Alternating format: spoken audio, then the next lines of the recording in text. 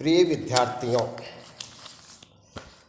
आज के लेक्चर में आप सभी का स्वागत है। आज के लेक्चर का हमारा विषय है effect of negative feedback on input resistance, अर्थात ऋणात्मक पुनर्निवेश का निवेशी प्रतिरोध पर प्रभाव। पिछले लेक्चर में हमने पुनर्निवेश टेक्निक्स पढ़ी थी और हमने देखा था कि पुनर्निवेश के 4 टेक्निक हो सकती हैं। आज हम बात कर रहे हैं इनपुट रेजिस्टेंस पर फीडबैक के प्रभाव की। तो चूंकि हम इनपुट रेजिस्टेंस पर प्रभाव ज्ञात करना चाहते हैं, तो इस प्रभाव का ज्ञान करते वक्त हमें ध्यान रखना होगा कि हम निवेशी टर्मिनल पर पुनर्निवेशी संकेत को किस प्रकार मिश्रित कर रहे हैं, किस प्रकार मिक्सिंग कर रहे हैं। अर्थात इनपुट रेजिस्टेंस पर जो फीडबैक का प्रभाव है वह इस बात पर निर्भर करेगा कि हमने निवेशी टर्मिनलों पर फीडबैक सिग्नल को किस प्रकार से मिक्स किया है। इसलिए हम इस प्रभाव को 2 भागों में अध्ययन करेंगे।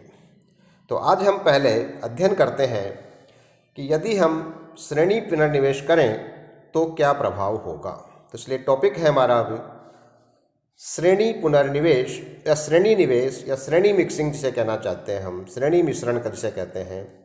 तो श्रेणी निवेश या श्रेणी मिक्सिंग का निवेशी प्रतिरोध पर प्रभाव। इस प्रभाव को ज्ञात करने के लिए हमने एक ब्लॉक डायग्राम इस चित्र में बनाया है, जिसमें आप देखिए ए हमारा मूल प्रवर्धक है, बीटा वो नेटवर्क है जिससे हम पुनर्निवेश कर रहे हैं, और अभी ये जो ब्लॉक डायग्राम है हमने केवल उतना ही बनाया है जितने की हमें आवश्यकता है। अर्थात हमने आउटपुट वाला जो हिस्सा है वो यहाँ प्रदर्शित नहीं किया है। इसके अंदर आप देखिए VF जो पुनर्निवेशी संकेत है उसे हमने मूल निवेशी संकेत के श्रेणी क्रम में लगाया गया है। यहाँ पर देखिए मूल निवेशी संकेत हमने VI लगाया है, VF इसमें मिक्स कर रहे हैं। तो कुल संकेत जो प्रभावी रूप से हमारे प्रवर्धक के निवेश पर लग रहा है वो है VIF, अर्थात VI और VF का जोड़। यहाँ पर निवेशी धारा जो है VI है। हमने यहाँ इस चित्र में एक RI लिखा है, एक लिखा है RIF। RI जो आपका मूल प्रवर्धक है उसके टर्मिनलों से अवलोकित प्रतिरोध है, अर्थात वह प्रतिरोध है जो बिना पुनर्निवेश को शामिल किए ज्ञात किया जाता है। इसी प्रकार से RIF इस पूरे प्रवर्धक के एक्सटर्नल जो टर्मिनल्स हैं निवेशी परिपथ के, वहाँ से अवलोकित प्रतिरोध है।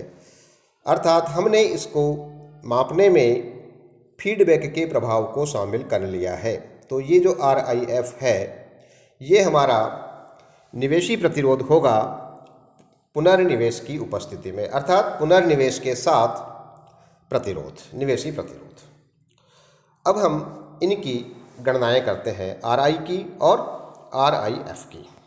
अगर हम मूल प्रवर्धक के निवेशी पथ को देखें तो मूल प्रवर्धक का निवेशी प्रतिरोध RI बराबर लिखा जाएगा निवेशी जो मूल प्रवर्धक है उस पर कुल वोल्टेज VIF और वहाँ प्रवाहित धारा II का अनुपात, अर्थात RI बराबर VIF अपॉन I, जिसे हम समीकरण नंबर 1 कह रहे हैं। अब हम श्रेणी मिश्रण ऋणात्मक पुनर्निवेश के साथ प्रवर्धक का निवेशी प्रतिरोध RIF की गणना करते हैं। जैसा कि चित्र में प्रदर्शित है, RIF का मान होगा VI अपॉन II। आप जानते हैं कि VIF बराबर है VI प्लस VF, और इससे हम निकाल सकते हैं VI बराबर VIF माइनस VF, और VF की जगह लिख सकते हैं beta multiplied by VO output, जहाँ बीटा पुनर्निवेश अनुपात है। तो आपका हो गया VI बराबर VIF माइनस VF बराबर VIF माइनस बीटा V0, और आप जानते हैं आउटपुट वोल्टेज बराबर होता है प्रवर्धक का गेन गुणा निवेशी वोल्टता, अर्थात वी आओ बराबर हम लिख सकते हैं ए इंटू वी आई एफ।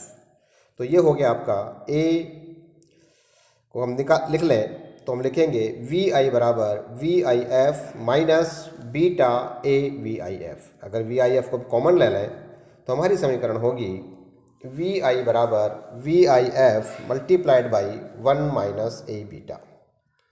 अगर इस समीकरण को हम आई से भाग दे दें तो हमारी समीकरण हो जाएगी वी आई अपॉन आई बराबर V I F upon I multiplied by 1 minus A beta. हम जानते हैं वी आई अपॉन आई बराबर है आर आई एफ तथा V I F upon I बराबर है आर आई। तो समीकरण हो गई आर आई एफ बराबर आर आई गुणा 1 माइनस ए बीटा। और निगेटिव फीडबैक के लिए आप जानते हैं कि ए बीटा निगेटिव होता है, इसलिए 1 माइनस ए बीटा 1 से बड़ा होगा। और अगर चूंकि 1 से बड़ा है तो आर आई एफ का मान आर आई से ज़्यादा आएगा, अर्थात श्रेणी मिश्रण निगेटिव फीडबैक के कारण प्रवर्धक का निवेशी प्रतिरोध बढ़ जाता है। Thank you.